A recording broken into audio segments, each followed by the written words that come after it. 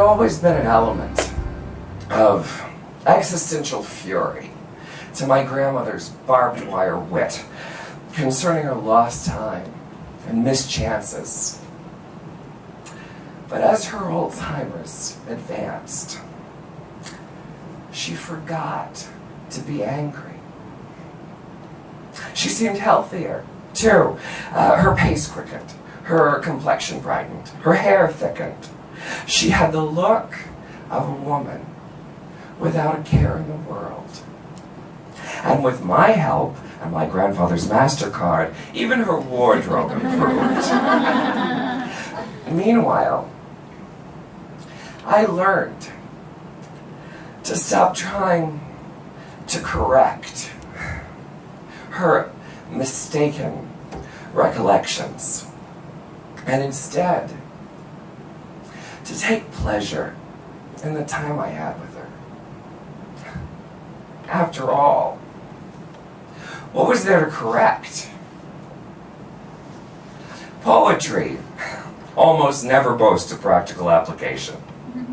As wonderful as it is rarely useful. But when I was a teenager, traumatized by the changes puberty was realizing on my body, I used to recite lines from a poem by Anne Sexton to myself in front of the mirror.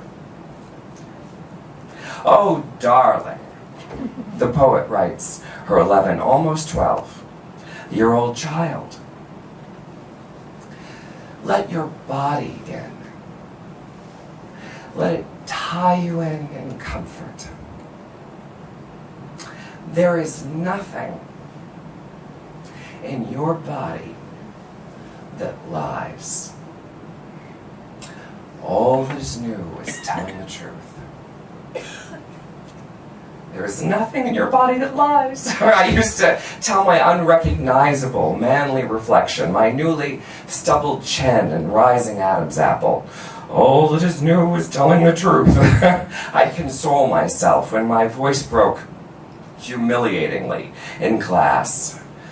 Let your body in, let it tie you in comfort, I'd say, tripping coltishly over my overgrown feet. During that tragic teenage time, when I was no oil painting, let me tell you,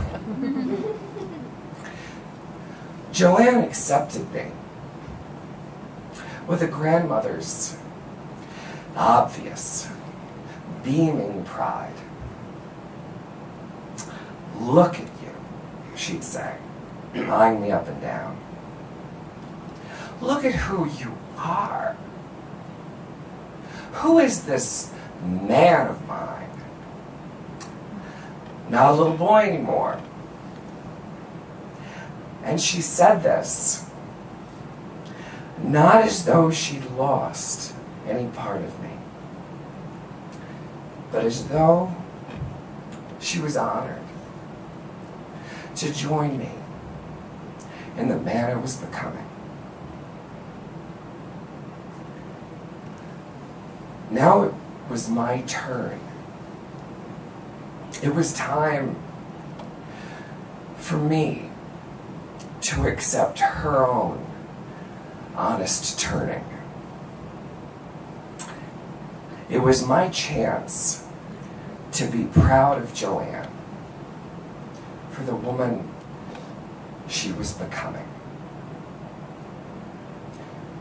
Her change was the truth. It was a fact of nature, like puberty. What was gone in her was not missing. And to refuse to accept that would have been worse than illogical. It would have been cruel in a way that my grandmother never was to me. Nothing in her body lies. I reminded myself throughout 2005.